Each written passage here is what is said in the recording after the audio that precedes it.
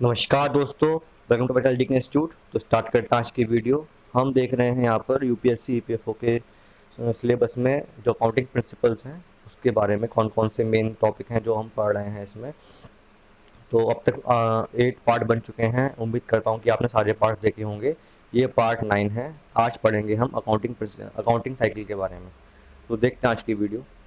तो दोस्तों, accounting cycle का मतलब होता है कि आखिर कौन कौन से ऐसे प्रोसेस हैं। भाई, व्हाट इज़ द अकाउंटिंग? मैंने बताया आपको स्टार्टिंग में कि जो भी ट्रांजैक्शन होती है किसी कंपनी के अंदर उसको प्रॉपर्ली रिकॉर्ड करना बुक ऑफ अकाउंट्स में, दैट इज़ द अकाउंटिंग। ठीक है, तो आखिर क्या प्रोसीजर है, किन स्टेप्स में ये सब होता है, उसको बोलते हैं अकाउंटिंग साइकिल। तो दोस्तों, जो भी ट्रांजैक्शन होते हैं बिजनेस की जो रिकॉर्ड करते हैं हम बुक्स में, ठीक है, वो बुक्स कौन कौन सी हैं? That is a journal. ठीक है, पहला जो है वो जर्नल है, फिर लेजर, फिर कैश बुक, ये सब होती हैं। तो आखिर स्टार्टिंग फर्स्ट फेज़ क्या होता है, सेकंड फेज़ क्या होता है, वो सब हमें जानना ज़रूरी है। तो दोस्तों, जब भी ट्रांजैक्शन स्टार्ट करते हैं हम रिकॉर्डिंग करना, तो सबसे पहले हम जो एंट्री करते हैं वो करते हैं जर्नल के अंदर। जर्नल जो है उसको हम बोलते हैं first first record of accounting. ठीक है ना, मतलब कि जो पहली रिकॉर्डिंग होगी वो जनरल में होगी। जनरल में हम डायरेक्टली जो है जो भी भाई, इसमें कोई कॉलम नहीं होती कि चाहे डबल एंट्री, इसमें सिस्टम नहीं होता है। जैसे ट्रांजैक्शन हुई हमने उसको नोट कर दिया। फॉर एग्जांपल, मैं गया सामान, मुझे मेरा एक बिज़नेस है छोटा सा। सपोज़ मेरी शॉप है स्टेशनरी की, मैं मार्केट में गया और मैं स्टेशनरी परचेज़ करके ले आया। तो मेरे पास अपनी एक बुक ऑफ अकाउंट होगी। ठीक है, उसमें मैं नोट कर दिया कि ये कि मैंने 2000 रुपये का सामान परचेज़ किया। ठीक है, उसके बाद फिर सपोज़ मैंने उसी दिन ही सपोज़ 1000 का सामान बेच दिया, तो मैंने उसी बुक में ही एंट्री कर दी कि देखिए मैंने आज 1000 रुपये का सामान बेचा। ठीक है, किसको बेचा वो नाम भी लिख दिया। तो इस टाइप से जो हम मतलब जो स्टेप बाय स्टेप सारी एंट्रीज को हम फिल करते हैं बुक के अंदर, that is called a journal. वो जो बुक ऑफ अकाउंट्स है उसको हम बोलते हैं journal. The opening balance of account from the balance sheet and day to day business transaction of the accounting year are first recorded in a book of journal.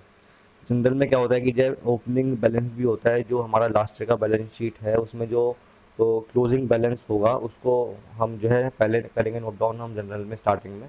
That is our opening balance, वो हमारा opening balance होगा। For example, last year जो है balance sheet में मैंने दिखाया कि जो कि मेरे पास जो है 2000 रुपये बचे हुए हैं।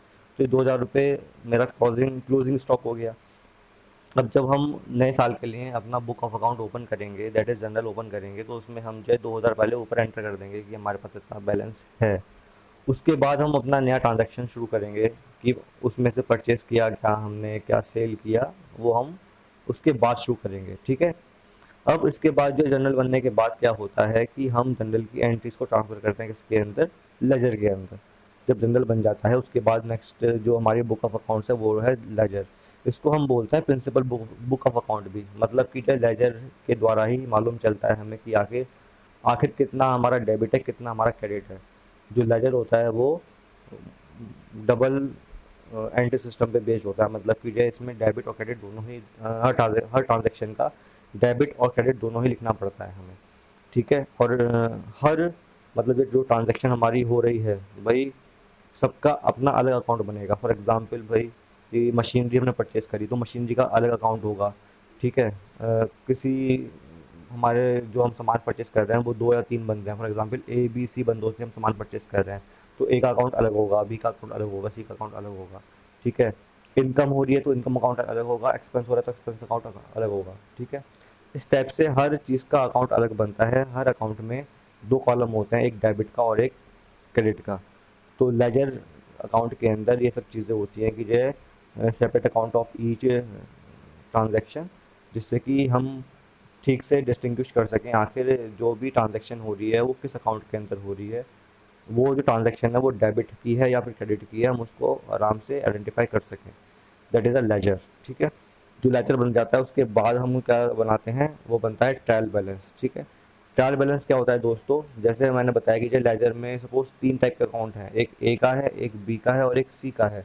ए के अकाउंट में भी डेबिट है और क्रेडिट है, बी के में भी डेबिट है और क्रेडिट है, और सी के में भी डेबिट है और क्रेडिट है। ठीक है ना, तो जो ट्रायल बैलेंस होता है वो क्या करता है कि देखिए ट्रायल बैलेंस में केवल क्या होता है, डेबिट होता है और क्रेडिट होता है।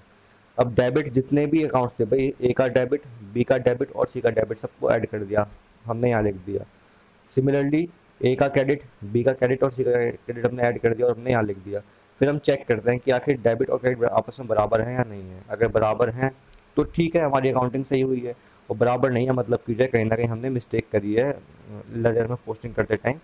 ठीक है ना, लेजर में जब हम कोई भी चीज़ लिखते हैं उसको बोलते हैं हम पोस्टिंग।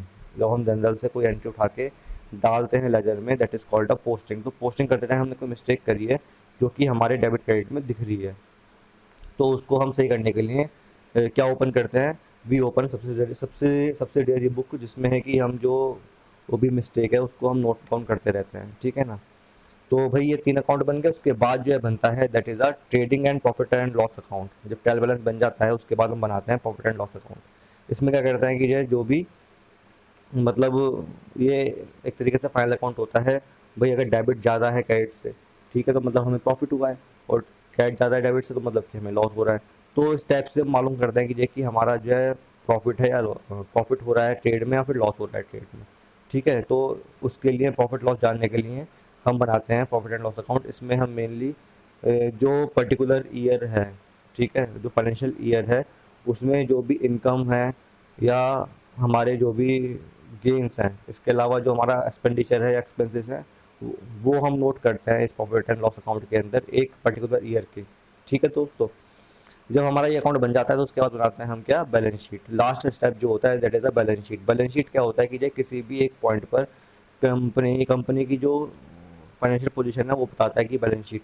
ठीक है, बैलेंस शीट के अंदर जो है 2 कॉलम होती हैं, that is asset and liabilities.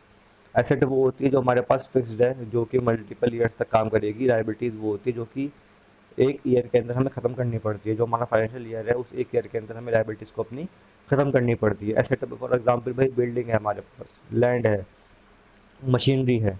ठीक है, ये सब क्या है, हमारे एसेट हैं। लाइबिलिटीज़ क्या है कि भाई हमें कंपनीज के एम्प्लॉयज़ हैं उनको सैलरी पे करनी है, या हमें कोई रिपेयरिंग का काम आ गया है, वो हमारी लाइबिलिटीज़ हैं। या हमने बैंक से लोन लिया, हमें वो भी पे करना है, वो लाइबिलिटीज़ है हमारी। किसी से हमने पैसा उधार लिया, वो हमें पे करना है, दैट इज़ लाइबिलिटी।